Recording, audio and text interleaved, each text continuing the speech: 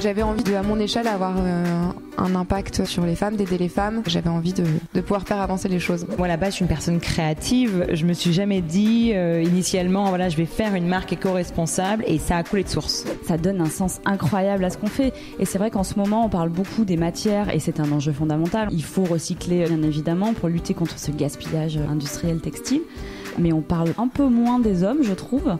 Et nous, c'est vraiment cette balance sur ces deux sujets-là qui sont tout autant fondamentaux l'un que l'autre. C'est con, on parle de vêtements, donc si t'as envie d'une robe rouge, je sais pas, avec des volants drapés, etc., tu peux la chercher pendant 15 jours, le temps de la trouver. T'as pas besoin d'en acheter une que tu trouves directement, qui est neuve.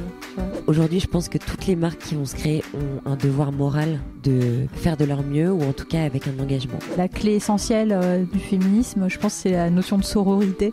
Et ça, je l'ai beaucoup développé dans mon travail, avec les femmes avec lesquelles je travaille, mes clientes essentiellement. Et en tout cas, moi, c'est vraiment comme ça que je suis rentrée dans ce métier. Quand j'ai eu des bébés, je me disais, mais c'est quand même dingue, on leur met du benzène sur la peau, quoi. Et donc, je me suis dit, tiens, si un jour je devais faire quelque chose, je ferais des vêtements où il n'y a pas de produits, dans lesquels il n'y a pas de produits chimiques pour les bébés. C'est vraiment quelque chose auquel il faut faire attention. Bienvenue dans Nouveau Modèle. Je suis Chloé Cohen et dans ce podcast, je donne la parole à des femmes engagées. Elles racontent ici leurs histoires, leurs parcours. Elles partagent leurs convictions et leurs combats écologiques féministes pour un monde plus juste, plus responsable et plus durable. Cette semaine, je reçois Alexandra Tiljes, la créatrice de la marque de maillot de bain Anja. Alexandra, vous l'entendrez, est complètement transparente sur sa démarche. Non, Anja n'est pas complètement éco-responsable, mais c'est une marque qui se pose des questions et qui fait des efforts pour réduire son impact écologique. Une fabrication au Portugal, des tissus européens, une nouvelle matière recyclée, un engagement social. Je suis Anja depuis quelques temps déjà et j'ai vu la marque évoluer, se remettre en question et interroger sa communauté. Alexandra s'est posé la question il y a un peu plus d'1 an, à la naissance de son fils, de comment faire mieux en tant que chef d'entreprise. Et c'est aussi ça que je souhaite montrer sur le podcast. Je vous souhaite une très belle écoute. Bonjour Alexandra, Bonjour merci Chloé. Infiniment d'avoir accepté mon invitation pour venir parler sur le podcast. Merci à toi. En plus, tu es la première personne que je revois en vrai pour le podcast depuis la fin du confinement. Ouais, c'est ça, exactement. Donc, je suis très, très heureuse de t'avoir en face de moi. Alors, pour commencer, est-ce que tu peux nous raconter un petit peu d'où tu viens, où est-ce que tu as grandi, quel genre d'éducation tu as reçu, pour qu'on comprenne un peu la personne que tu es? Ouais. Je suis née à Paris, de parents belges, donc j'ai la nationalité belge. J'ai grandi en banlieue parisienne et une enfance plutôt, j'ai envie de dire, plutôt classique, des parents hyper présents. Ma mère est sculpteur, donc souvent là pour nous, et mon père travaillait dans la banque, mais avec des horaires assez les horaires de marché, donc il était souvent là avec nous. Donc j'ai eu des parents super présents. Et puis j'ai fait mes études à Paris, de nouveau assez classique. J'ai fait Dauphine et puis l'IFM. Et voilà, donc j'ai une nationalité belge. Toute ma famille habite en Belgique. Ma mère est repartie vivre en Belgique. Donc quand je suis en Belgique, j'ai pas vraiment l'impression d'être belge, parce que ma vie est en France et à Paris. Et quand je suis à Paris en France, j'ai quand même l'impression d'être un peu belge et de pas être 100% française parisienne, quoi. Donc je suis un peu entre deux. Entre deux, ouais. Entre deux. Ok. Et ça a façonné un peu la femme que tu es aujourd'hui, cette ce côté un peu flexible, adaptable. Je suis plutôt assez ouverte sur les autres et plutôt assez sociale. Donc okay. peut-être ça que peut-être c'est une petite influence. Ouais. Ok. Et alors j'ai lu sur ton site que ta grand-mère paternelle dessinait et que ta mère, donc tu l'as dit, est sculpteur. Ouais. C'est elles qui t'ont transmis un peu l'amour du dessin, parce que je crois que c'est toi qui dessines les maillots. Ouais, alors c'est moi qui les dessine. Alors pour l'année prochaine, là, j'ai fait appel à une styliste parce qu'on se développe et que du coup la marque se développe, et donc j'ai décidé d'externaliser un peu le dessin, mais tout en étant en lien quand même avec les décisions et les choix du style. Mais effectivement, ma grand-mère paternelle a pris des cours aux Beaux-Arts, elle dessinait extrêmement bien, et ma mère sculpteur dessine ses pièces avant de les sculpter. Donc, j'ai pris beaucoup de cours de dessin petite et j'ai un petit coup de crayon. J'ai fait des cours de nu aussi, de proportion de corps et tout. Donc, j'avoue que je m'amuse à dessiner. Et dès que je suis au téléphone, mes carnets de notes, c'est que des dessins, des petits gribouillis. J'adore dessiner. Donc oui, c'est clairement grâce à elle que j'ai cette fibre un peu artistique, entre guillemets. Parce que j'ai pas la patience d'une artiste. Quand je vois ma mère sculpter pendant des heures sur la même pièce, moi, je m'énerve très rapidement. Donc, j'ai pas leur patience, mais j'ai le petit... la sensibilité, la petite sensibilité voilà. artistique. Voilà. Ok. Et est-ce qu'on te parlait de mode quand tu étais plus jeune ou comment on t'en parlait ? Pas du tout. Pas du tout. Mes parents n'ont pas du tout grandi dans ce milieu de mode. Après, ma mère avait des très belles pièces, comme beaucoup de mes copines. Leur mère avait des vieux tailleurs Saint-Laurent sublimement coupés qui existent encore. J'en ai mis un récemment. C'est absolument la qualité est incroyable. Voilà, quoi. Qui dure, qu'on trouve rarement aujourd'hui, je trouve. Mais donc j'ai eu quelques pièces assez mémorables de fringues de ma mère, mais globalement, j'ai pas grandi dans ce milieu-là. Ma mère est pas du tout orientée business ni mode. Honnêtement, c'est pas une modeuse et mon père était dans la banque, donc vraiment pas du tout dans le milieu. Non. Ok. Et toi, tu t'y es intéressée comment, du coup ? Eh bien, moi, c'était grâce à mon entrée à l'IFM. En fait, je partais pour faire des cosmétiques. J'ai fait tous mes stages chez Clarins, Estée Lauder, By Terry, Dior, voilà. Et puis, j'ai fait l'IFM et en fait, l'IFM est clairement orienté mode. Et on avait des intervenants absolument incroyables. Et en fait, ça m'a ouvert les portes de ce monde et que j'ai trouvé assez fascinant. Mais j'ai toujours choisi l'option cosmétique. Tous mes métiers ont été dans les cosmétiques. Mais voilà, c'est vrai que l'IFM m'a... Ouais, il y avait cette petite graine peut-être au coin de ta tête. Ouais, c'est ça. Voilà. Et puis... on était souvent en lien avec la partie design de l'IFM, qui faisait des choses absolument sublimes. On allait souvent à des expos, on faisait des voyages autour de la mode, on est allé en Espagne, on est allé voir plein de marques espagnoles. Enfin, vraiment, c'est ça qui m'a un peu mis dedans. Ok, très bien. Donc, tu l'as dit, hein, tu as fait ta carrière dans les cosmétiques, donc chez By Terry, 2 ans et demi chez Make Up Forever, si je ne dis pas de bêtises. Et ensuite, tu t'es lancée dans l'aventure entrepreneuriale. Est-ce que tu te souviens dans quel état d'esprit tu étais au moment où tu as décidé de te lancer ? Complètement.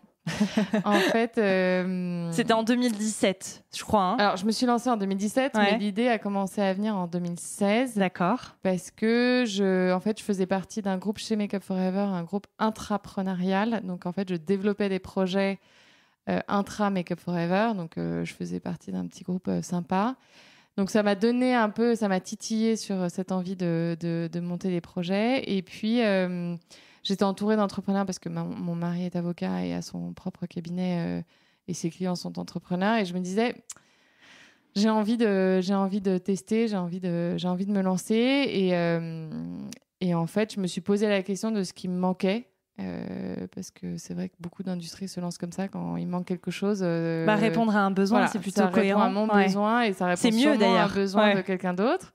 Et quand j'en ai parlé à mes copines, elles m'ont toutes dit je galère aussi à trouver un maillot qui soit simple, sympa, pas trop cher et de qualité.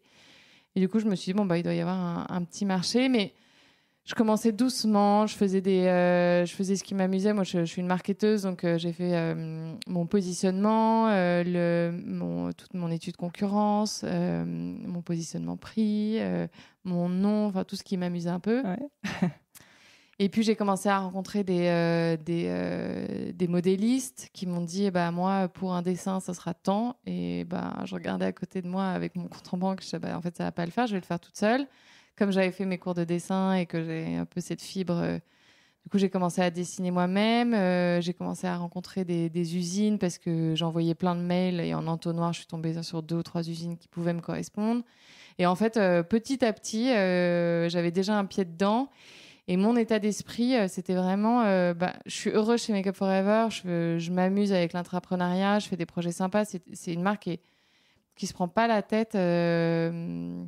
et on peut avoir des idées un peu farfelues, un peu artistiques et les présenter. Et c'est plutôt bien accueilli. Donc, je me suis vraiment éclatée.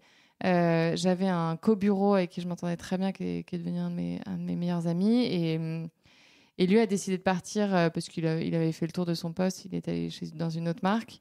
Et il m'est arrivé un événement familial en décembre 2016 où je me suis dit, ça m'a fait un peu un déclencheur.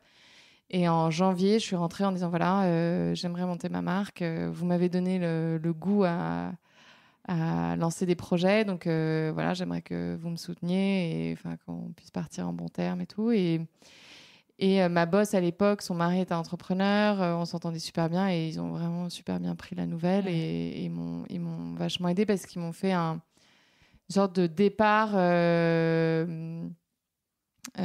souple, dans le sens où j'ai soldé tous mes congés payés en amont pour faire du mi-temps. Parce qu'ils avaient besoin de moi jusque mai pour un événement de présentation d'un produit sur lequel je bossais depuis 2 ans. Donc, c'était important pour moi aussi de clore un peu le chapitre. Chapitre. Mais du coup, je me suis pas retrouvée du jour au lendemain sans rien faire. Voilà. Donc ça s'est bien passé, quoi. La transition s'est faite. C'est hyper bien faite. Je bossais 3 jours pour moi, 2 jours pour Make Up Forever. Franchement, j'ai eu une situation de rêve. Ouais. J'aimerais bien qu'on détaille aussi ensemble un peu la fabrication de tes maillots. Donc les tissus sont sourcés en Italie et les maillots sont fabriqués par Fatima à Porto, Portugal, c'est ça. Est-ce que tu peux nous parler un petit peu de Fatima et des couturières qui travaillent avec elle? Alors Fatima, donc, c'est une des seules, parce qu'il faut le dire, quand on est tout petit, même pas, qu'on n'est rien, qu'on n'est même pas un semblant de marque, qu'on n'a même pas de numéro de TVA, il y a très peu de gens qui nous répondent et qui prennent le risque d'accompagner des nouvelles marques parce que c'est un coût de développement pour que finalement ça plante, ça prend du temps. Donc c'est une des seules entre guillemets qui m'a répondu et à la base elle était dans une grosse usine qui faisait qui faisait plein de choses et aussi du bain.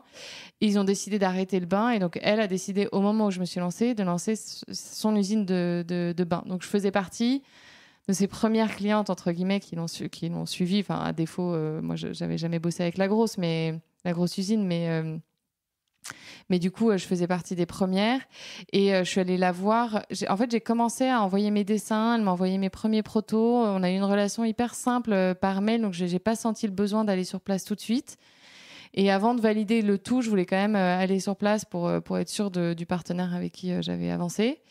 Et je suis allée sur place et j'avoue que je m'attendais, comme dans les films, aux énormes usines avec des tissages de fils, les trucs plein de couturiers et tout. Et je suis arrivée, il y avait Fatima, son associée, et je pense 3 couturières.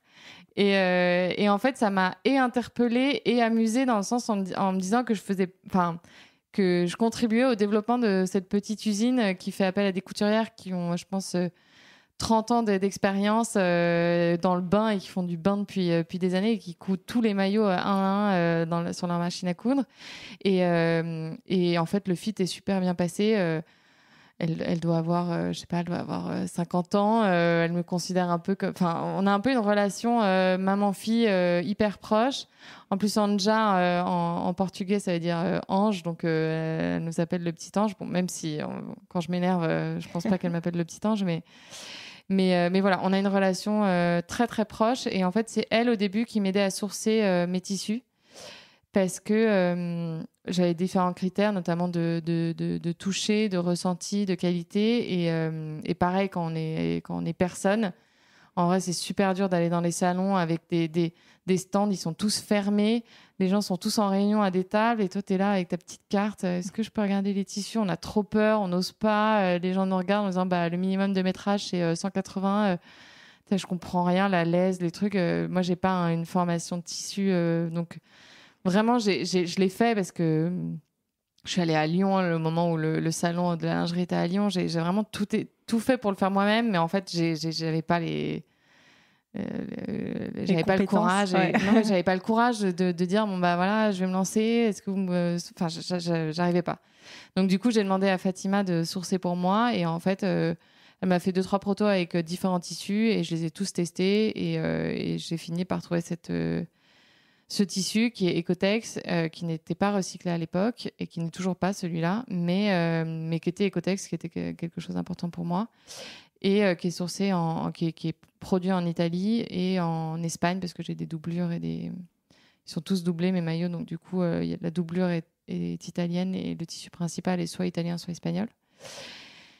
Et voilà, donc c'est elle qui m'a aidée au début, et maintenant que je suis une marque un peu plus connue, on va sur les salons, avec ma styliste, surtout ma styliste va sur les salons et représente la marque et va nous sourcer des tissus un peu différents pour changer, pour voir ce qu'il y a. Mais sinon, je suis toujours très contente de ma matière principale. Oui, tu es plus aguerrie maintenant avec le temps. Et pour parler aussi un petit peu des nouvelles matières en fait, que tu as lancées, parce que tu as lancé des maillots en tissu upcyclé avec les chutes de vos anciennes collections, c'est ça, hein, et des maillots en nylon recyclé, et des réservations aussi. Donc je trouvais intéressant. Mais je voulais savoir un petit peu pourquoi tous ces choix, ces positionnements plus écologiques. Qu'est-ce qui t'a poussé à aller dans cette direction ? C'est tout simplement la naissance de mon fils. Je pense que, on en parlera plus tard, mais chez Anja, j'aime bien être transparente et dire tout ce qui se passe dans ma tête, dans la boîte et tout. Bref, je pense que j'avais pas pris conscience avant la naissance de mon fils, parce que j'étais un peu la tête dans le guidon, que j'avais trouvé une matière qui était Ecotex, mais ce qui était hyper important pour moi, c'était le ressenti du maillot de bain. Parce que mine de rien, je dénude quand même les femmes. Que en maillot, c'est un moment où toute femme a envie de se sentir quand même bien et sensuelle, mais maintenue, mais sexy, mais pas trop. Mais enfin, après chacun ses goûts, mais c'est vrai que j'avais envie de trouver une matière dans laquelle on se sent vraiment profondément bien. La matière est hyper agréable et c'était mon principal besoin, c'est qu'en fait mes maillots soient tellement agréables et tellement doux et agréables à porter que les personnes ont envie de dire aux autres personnes, mais attends, ces maillots ils sont géniaux, on se sent super bien dedans, achète-les. Donc je suis partie d'abord sur ce principe-là, et puis j'ai eu mon fils et en fait ça m'a un peu switché sur quel monde j'ai envie de laisser à mon fils. Quand je vois tout ce qui se passe, le coronavirus et tout, je me dis dans quel monde on laisse à nos enfants, quoi, parce que on n'a pas une année tranquille depuis 2011, hein, finalement, faut se le dire. Il y a toujours des événements qui surviennent, et en fait, je me suis dit, limite, ça donne envie de se poser la question, est-ce qu'on a envie de faire des enfants dans le monde actuel ? Bon, il s'avère que j'ai un fils aujourd'hui et j'ai envie de faire attention à ce que je fais, et je le dis de nouveau, je suis pas parfaite. Je dis pas qu'on est une marque 100% parfaite, 100% éthique, 100% recyclée. On fait tout ce qu'on peut pour faire ce qu'on peut avec les moyens du bord et avec ce qu'on peut faire. Donc, on a un packaging qui est 100% recyclé, recyclable. On a des pochettes en lin, l'intérieur est en polyester recyclé.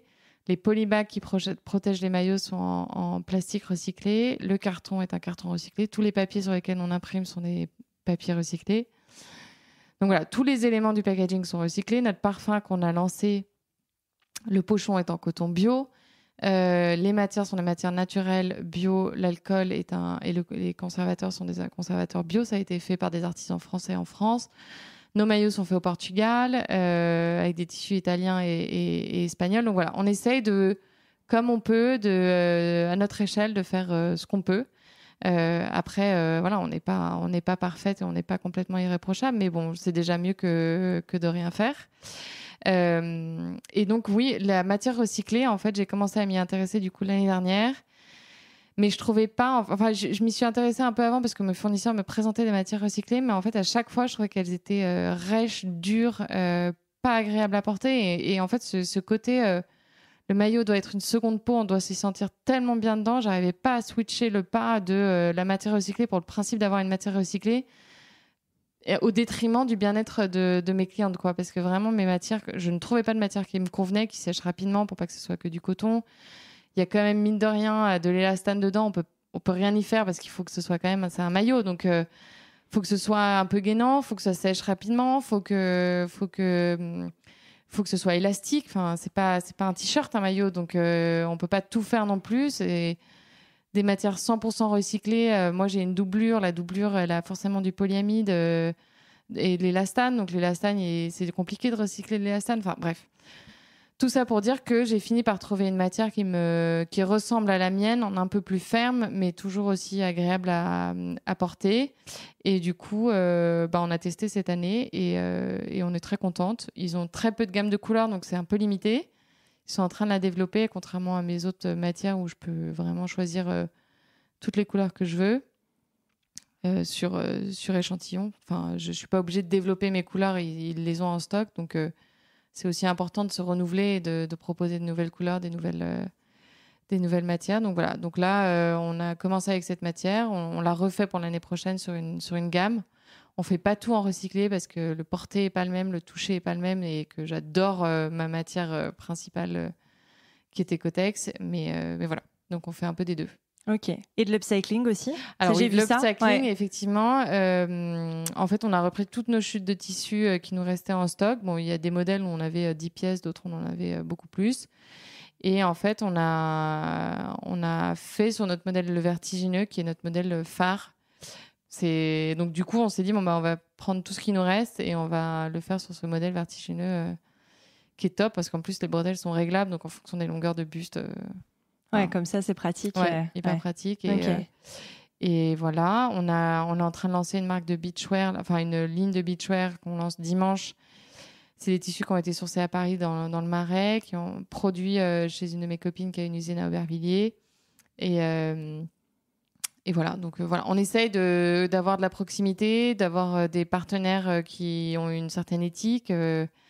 Qui traitent bien leurs employés. Enfin voilà, et comme moi, je traite bien mes employés. Enfin, c'est un cercle vertueux, quoi. Ouais, bien sûr, oui, l'humain est hyper important. On a tendance à l'oublier, parfois à le mettre derrière l'écologie, mais c'est tout aussi important et c'est bien de le rappeler dans la mode qu'on appelle responsable, quoi. Et c'est vrai que je voulais aussi voir avec toi, parce que c'est vrai que le maillot de bain, c'est quand même un produit très particulier. Déjà, c'est saisonnier.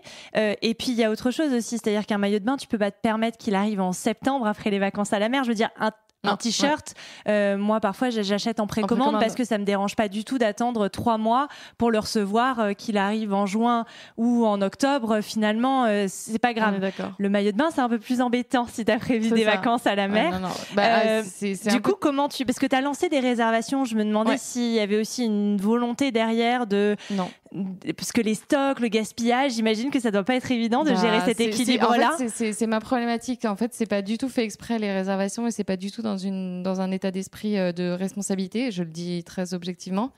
J'ai un modèle, comme tu le dis. Tu pars la semaine prochaine en vacances. Soit tu vas chez Janja parce que t'aimes bien son maillot. S'il y a pas, tu pars la semaine prochaine. Tu vas chez ma concurrente. Ou mes concurrents.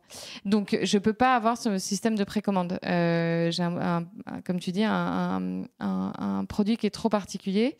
J'aimerais bien, mais c'est pas le cas. Moi, il faut que j'ai des quantités qui puissent me tenir tout l'été. Donc, ce qu'on fait, nous, c'est que on passe des commandes. Là, typiquement, tu vois, je suis en train de passer les commandes pour l'été prochain. Parce que j'ai présenté mes nouveautés aux Galeries Lafayette qui ont passé commande. Et du coup, j'en profite pour passer ma commande au même moment. Mais c'est un peu Madame Irma, quoi. Enfin, voilà, je pense que ce modèle va marcher, je pense que cette couleur va marcher. Je demande au bureau, voilà les filles, quelle couleur vous achèteriez sur les 4 et puis on les classe et on dit, voilà, on met un maximum de quantité sur cette couleur-là parce que sur un ratio de 10 personnes, il y en a tant qui achèteraient, donc je le fais comme ça. Après, les ratios de taille, j'ai quand même 3 ans de vente, donc je peux jouer avec mes tailles en fonction des modèles et des coupes. Je sais à peu près comment répartir mes tailles. Mais non, je le fais un peu au petit bonheur la chance. Et je commande énormément de quantité parce que les réassorts, là, typiquement, En fait, ce qui s'est passé là, j'ai fait des pré-réservations parce que on avait beaucoup de quantité. Pour nous, le coronavirus et le confinement a eu un effet assez positif, entre guillemets, dans le sens où il a fait beau. Notre logisticien continuait à bosser et à livrer. Donc, il y a eu une sorte d'élan d'achat sur Internet. Et c'est le cas de beaucoup de mes copines qui ont des marques sur Internet. Ça a explosé. Nous, on a explosé pendant le confinement, à tel point que, du coup, on est en rupture de stock sur quasiment tout notre site. Donc là, on avait prévu de faire des réassorts qui devaient arriver avril-mai. Sauf que les usines de tissus en Italie et en Espagne ont fermé. Mon usine continuait à bosser, mais elle avait plus de tissu. Donc du coup là, elle essaie de rattraper le retard. Donc les tissus arrivent en retard. Nous, on n'a plus rien à vendre sur le site. Les usines, les tissus arrivent en retard. Donc du coup, on s'est dit on va faire des réservations sur les quantités qu'on avait déjà prévu d'acheter. Donc c'est pas des précommandes dans le sens où tu m'en précommandes 100, j'en produis 100. Moi, j'avais prévu d'en produire 100. Je mets sur mon site internet en réservation 100 pièces. Et quand c'est parti, c'est parti. Je peux pas en produire plus parce que j'ai pas de sourcing tissu. J'en ai plus, quoi. Donc là, j'ai fait des réservations parce que mes modèles ont pris du temps à arriver. Ils continuent à prendre du temps à arriver. Mais c'est des modèles qui ont été déjà commandés. Donc, je voulais pas qu'ils arrivent tous en juillet et tout balancer en juillet et que tout le monde ait choisi déjà ses maillots chez la concurrence, quoi. Donc, en fait, j'ai lancé les pré-réservations pour réserver tous les modèles qui allaient arriver en prod et en disant, voilà, vous serez livré telle date. Donc, si la personne partait avant en vacances, tant pis. Et au moins, si la personne le voulait vraiment, elle sait qu'à telle date, elle sera livrée et du coup, elle l'aura pour ses vacances. Mais au moins, elle a réservé sa pièce qu'elle attendait depuis un certain temps parce qu'on est souvent en rupture parce que je ne fais pas non plus d'énormes quantités par modèle. Voilà. Et après, du coup, comme je fais des grosses commandes globales pour la marque, parfois, il y a des modèles qui ne marchent pas, des couleurs qui ne marchent pas. Donc, moi, ce que je fais, c'est qu'en janvier, je fais une vague de soldes, non pas pour faire des soldes, mais parce que c'est des modèles qui dorment, qui ont moins marché parce que je ne suis pas devin, je n'ai pas une boule de cristal et que c'est des stocks qui dorment. J'ai besoin de trésor, j'ai besoin de libérer de l'espace de stockage chez mon logisticien qui me coûte de l'argent de stocker. Et puis, j'ai besoin de me renouveler, de dépenser cet argent qui dort dans des nouveautés, dans des réassorts de produits qui marchent. Donc, du coup, voilà, chaque année, en janvier, je fais une semaine de solde sur le site pour de nouveau, en toute transparence, pour me faire de la trésor, pour libérer, pour faire du renouveau sur le site. Bien sûr. Voilà. Ok. Mais non, c'est hyper intéressant. Ouais. Je peux pas me mettre dans un modèle de voulais voir parce que je précommande. me doute que c'est compliqué sur le maillot de bain, quoi. Ouais, c'est pas comme un pantalon ou un t-shirt. Impossible. Oui, tu peux l'attendre. Y a Ta pas, blouse, voilà. Ouais, si c'est tu ça. l'as 15 jours après, tu l'attends. Ouais. Ton maillot, si t'es parti, t'es parti. Donc, c'est clair. Donc, voilà. Et puis, mine de rien, je me suis permis aussi de faire des réservations dans cette période parce que les vacances de tout le monde sont quand même fondamentalement décalées vu tout ce qui s'est passé. Les boîtes ont tendance à un peu forcer les gens à partir en août et pas trop en juillet. Donc, je peux me permettre de livrer jusqu'à début juillet, mi-juillet et lancer des pré-réservations pour ces modèles-là. Mais je peux pas le faire. Enfin, c'est pas du tout un modèle, un business model viable. Qui me correspond. Ouais, non. bien sûr. Ok. Ouais. Et du coup, oui, tu disais le moment où tu as pris conscience des dérives de l'industrie textile, c'est à la naissance de ton fils. Ok. C'est vraiment la naissance de mon fils. Je faisais, chez moi, je commençais à faire le tri parce que voilà, c'est devenu une limite un réflexe maintenant de faire le tri. C'est plus, mais vraiment la prise de conscience de moi en tant que dirigeante de boîte et ce que je suis en train de créer et ce que je suis en train de faire, il faut que je fasse attention à ce que je suis en train de faire. Ok. Et il y a un autre aspect, moi, que je voulais aborder avec toi, parce que je le trouve intéressant. Vous reversez aussi 1% de votre bénéfice au Secours populaire.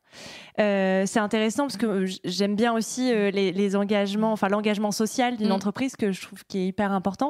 Est-ce que tu peux nous expliquer pourquoi ce choix, de quoi il s'agit Pareil, en fait, le Secours populaire envoie chaque année plus de 5000 enfants qui n'ont jamais vu la plage. À la plage, voir le sable, la mer, c'est des enfants qui n'ont pas l'occasion de vivre ça. Donc, du coup, on reverse 1% de nos bénéfices à cette partie du Secours populaire. Ok. Voilà. Depuis que j'ai eu un enfant. C'était important pour ça. J'ai mis ça en place, ouais. D'accord. Voilà. Oui, il y a eu vraiment un avant, un après. Ouais. Ça m'a bien chamboulé l'arrivée de mon fils dans plein de sens et plein de termes positifs et négatifs et ça m'a fait prendre conscience de pas mal de choses. Ouais. Ok.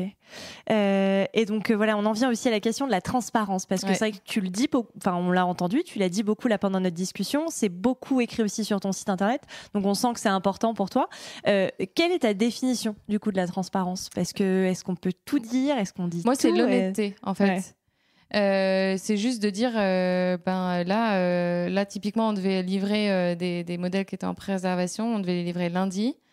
Mon colis est bloqué, mon colis UPS qui devait arriver a été bloqué, je l'ai communiqué à mes clientes Et c'est rien, en fait. C'est juste de l'honnêteté de dire, je suis désolée. Vraiment, on fait tout ce qu'on peut. Mais là, je monte la photo du relevé UPS pour dire, voilà, mon colis est bloqué. On fait tout ce qu'on peut pour se dépêcher. On est désolé. On a glissé un parfum produit vente dans tous les colis pour se faire pardonner. Mais je trouve qu'en fait, ça fait partie aujourd'hui, ce qui est important dans une marque, c'est de créer un lien avec les clientes, parce que sinon, on a une marque comme une autre. Et je trouve que l'honnêteté, mais dans tous les sens du terme, on a fait en janvier, avec les soldes, j'ai fait une newsletter pour dire, voilà, on a fait le meilleur mois jamais fait chez Anja. Grâce à vous, grâce à votre soutien, on a fait tant de ventes, on a vendu tant de maillots, on a fait plus machin, tant de pourcents et tout, parce que c'est ma vie, on est une toute petite structure, on est en train de grandir, et c'est grâce à ces clientes que je suis là où je suis. Donc en fait, elles font partie du développement de la marque. Et en fait, le jeudi, c'est votre avis. Et on demande beaucoup aux clientes de l'aide sur comment améliorer notre site, comment le modèle là, est-ce que vous l'aimeriez plutôt comme ça ou comme ça, quelle couleur vous avez envie de voir l'année prochaine, on a un problème sur ça, qu'est-ce que vous en pensez, et je trouve que c'est hyper appréciable, c'est hyper agréable de voir en fait les aléas, mais comme les bonheurs, quand on est contente, quand on fait un dîner pour fêter des beaux chiffres, je fais une story parce que c'est important de montrer la vie de la boîte. Après, la transparence, sur le site, il y a une transparence des prix aussi pour montrer la structure de mes prix. Pour comment tu répartis les prix. Voilà. Ouais.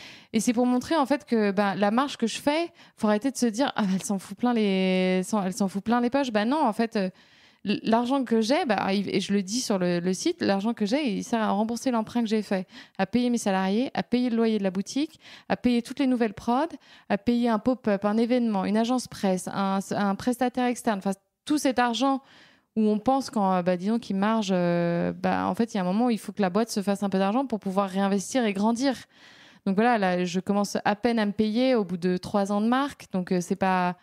Et pour moi, ça fait partie du jeu de on est une petite marque, vous avez grandi avec nous, vous avez le droit de savoir ce qui se passe. Après, je pousse pas la transparence. Il y a des gens qui m'écrivent en me disant est-ce que tu pourrais m'envoyer le nom de ton fournisseur ? Non. Mais là, on va aller à Porto. Je vais faire des stories dans tous les sens de l'usine parce que c'est important de voir ce qui se passe, quoi. Et puis ça amuse les gens de voir ce qui se passe aussi. Ça donne envie, ça donne des idées aussi à des gens qui ont envie de se lancer. Ça renforce le lien avec une marque versus une autre. Et puis je suis comme ça, moi, en perso. J'ai pas de filtre. Je dis quand ça va pas, je dis quand ça va. Tout le monde me dit que je m'engueule jamais avec mon mari, que c'est pas normal. Si, parce qu'en fait, dès qu'il y a un problème, il est mis sur la table et on en parle tout de suite et c'est fini. Au lieu de ressasser, de garder pour soi, de s'enfermer comme une carapace, tout sort, moi. Donc, en fait, voilà. Après, j'ai ma marque Anja où je dis beaucoup les choses et puis j'ai ma vie perso et je raconte très peu de ma vie perso. Mon fils, on le voit jamais en photo. Je fais vraiment une part des choses. Entre les deux. Il y a ta marque et puis il y a toi en tant que personne. Après, pour rester proche de sa communauté, j'imagine qu'il faut aussi garder ce côté taille humaine de l'entreprise. Oui. Donc ça doit toujours être on veut grandir, mais on peut pas. Enfin, l'objectif c'est pas forcément d'exploser et d'avoir des boutiques partout dans le monde entier. C'est pas du tout mon objectif. Moi, mon objectif c'est de grandir doucement mais sûrement. D'avoir des bases hyper solides avant de s'emballer dans tous les sens. Mais voilà, je suis quand même hyper prudente sur l'évolution de la marque. Après, moi, je trouve ça intéressant aussi de garder ce côté taille humaine. Alors, c'est une personne que je cite beaucoup dans ce podcast, mais parce que je la trouve très pertinente. Julia Fort, qui a créé la marque Loom et qui parle de la réussite et qui dit qu'il faut qu'on revoie un peu ces définitions de réussite, de croissance et que grandir à tout va, être une multinationale, aujourd'hui, ça fait plus sens, quoi. Les levées. Voilà, les fameuses levées de fonds, Et donc, je trouve intéressant. La course à la levée. C'est ça. Non, moi, c'est pas du tout mon objectif. Déjà, j'ai pas envie de perdre le contrôle de ma boîte et j'ai envie de m'amuser. Et en plus de ça, aujourd'hui, on fait des investissements qui sont smart. On a de la dette bancaire, mais on y va doucement, mais sûrement, et ça marche pour l'instant. Donc voilà. Puis comme ça, tu restes proche de ta communauté et tout, donc ça a quand même ses avantages. Et même s'il y a eu donc la naissance de ton fils qui a chamboulé un petit peu, je voudrais savoir comment ont évolué tes convictions écologiques, mais que ça soit personnel, mais aussi pour la marque, pour comprendre un peu vers où tu te diriges, qu'est-ce que tu aurais envie d'améliorer, qu'est-ce que tu aurais envie de changer, est-ce qu'il y a des choses à court terme, long terme, moyen terme qui vont évoluer parce que tes convictions ont changé? Je dirais, alors déjà nous on a un peu switché de positionnement en décembre l'année dernière. On est passé d'une marque de maillot à une marque d'évasion en fait. L'idée est que Anja soit une marque.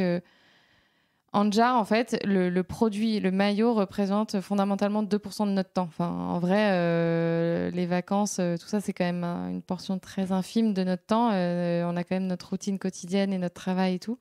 Mais c'est le moment où, déjà, c'est un moment où tu te fais tout le temps plaisir quand tu es en maillot. Que ce soit à la plage avec des potes, avec ta famille, pour aller faire un spa, pour aller nager, pour prendre du temps pour toi. C'est toujours des moments qui sont agréables. Et tu passes beaucoup de ton temps à essayer d'optimiser tes week-ends en avance pour profiter en fait un maximum de ton temps. Et en fait, Anja, j'ai vraiment envie d'accompagner toute l'année cette envie d'évasion, cette envie de voyage. Après, côté éthique, c'est de garder des relations hyper proches avec mes usines.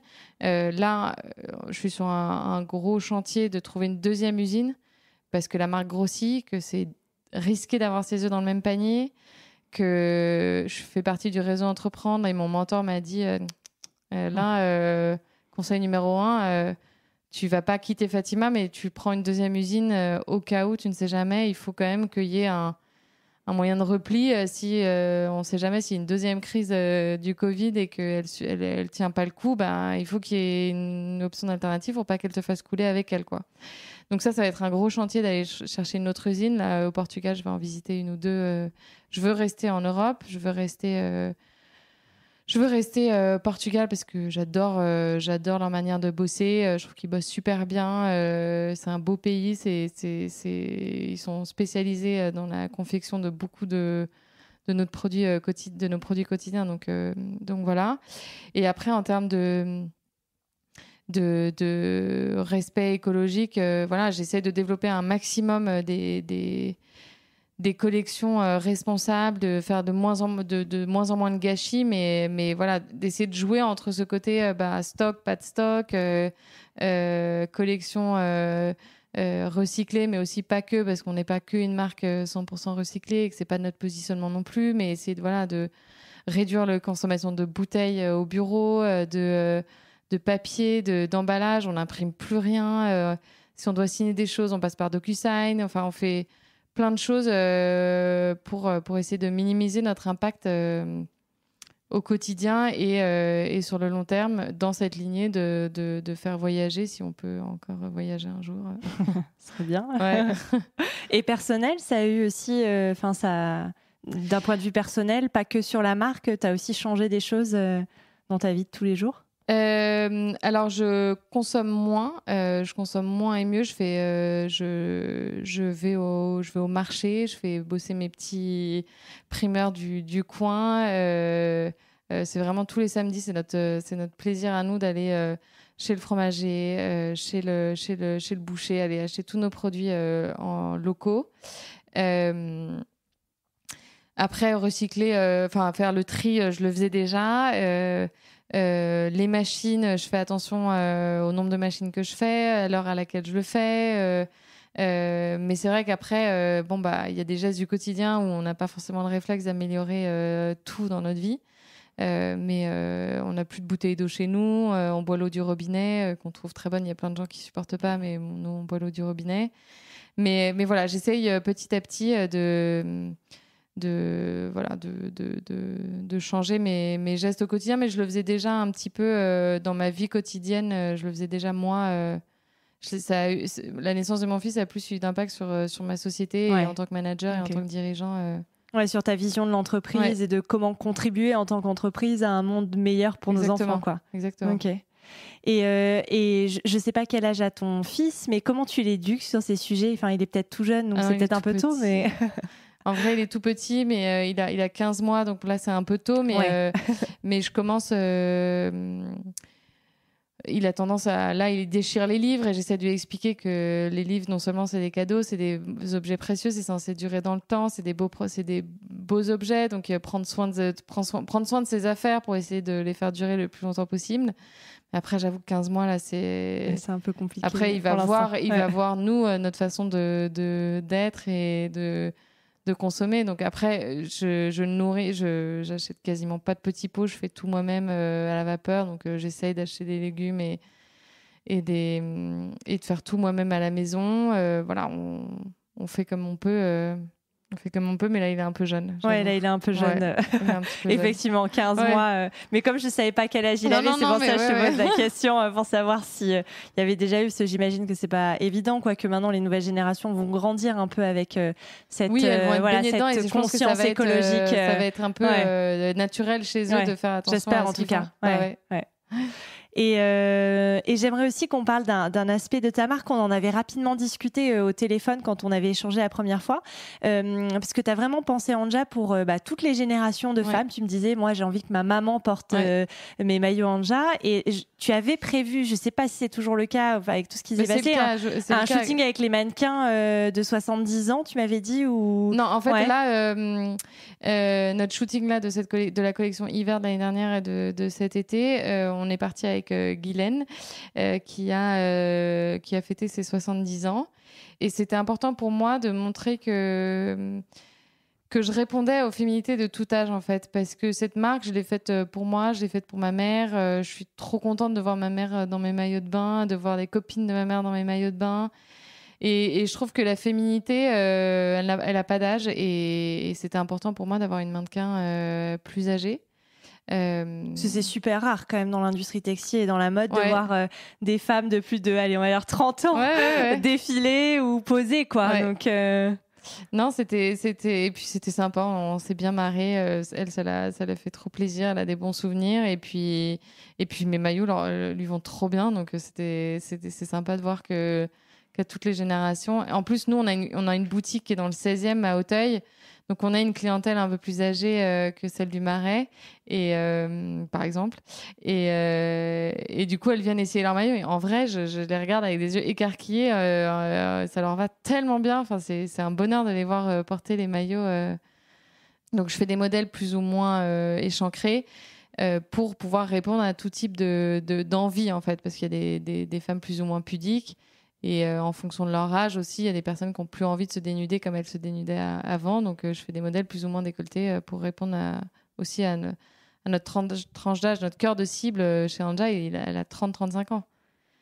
En moyenne, quand on voit nos ventes et tout, c'est 30-35 ans. On a baissé un peu avec nos soldes parce que je pense qu'on a un prix aussi qui fait qu'on se coupe de la génération 18-25. Mais on monte jusqu'à 70-75 ans. C'est chouette. Ouais. Et tu as eu des retours avec de voir une mannequin plus âgée, parce que c'est vrai qu'on le voit tellement peu, alors que pourtant c'est hyper important, parce que je trouve qu'on a tendance, l'image de la femme au-delà de 50 ans, on a tendance à la mettre dans un placard, mais dans tout, quoi. Je veux dire que ça soit dans l'industrie textile, dans le cinéma, un peu partout. Ouais. Donc, on m'a fait des retours en disant que c'est génial, ça fait du bien de voir des femmes de tout âge. Après, je pense que c'était tellement dans l'ADN de la marque Anja, où je répète à tout va que c'est toute féminité de tout âge, que c'était pas si surprenant que ça de la part d'Anja. Et voilà. Mais en fait, sur la page, surtout sur notre Instagram, on met toutes nos clientes qui nous envoient des photos en maillot, et on en reçoit aussi de mamans de copines, de personnes un peu plus âgées, et on les met. J'adore. Je les trouve trop belles. Et alors, la dernière question, rituel de ce podcast que je pose à toutes mes invitées, est-ce que tu as des modèles dans la vie ? Au-delà de mes parents, entre guillemets, qui m'ont donné un modèle perso, c'est-à-dire une communication, je pense que cette transparence, je l'ai grâce à eux, parce qu'on a toujours énormément communiqué. Je dirais Marc Simoncini. J'ai lu son bouquin il y a 1 an et demi, 2 ans, et en fait, c'est un génie. C'est un génie. C'est quelqu'un qui n'a qui n'a pas forcément d'ego, qui est le premier à dire que pour être une boîte qui marche, il faut s'entourer de gens meilleurs que nous. Et c'est tellement vrai. Enfin, c'est avoir l'absence d'ego de dire moi, je suis un chef d'orchestre et en fait, j'ai des gens exceptionnels dans mon équipe qui font qu'on est une équipe gagnante, quoi.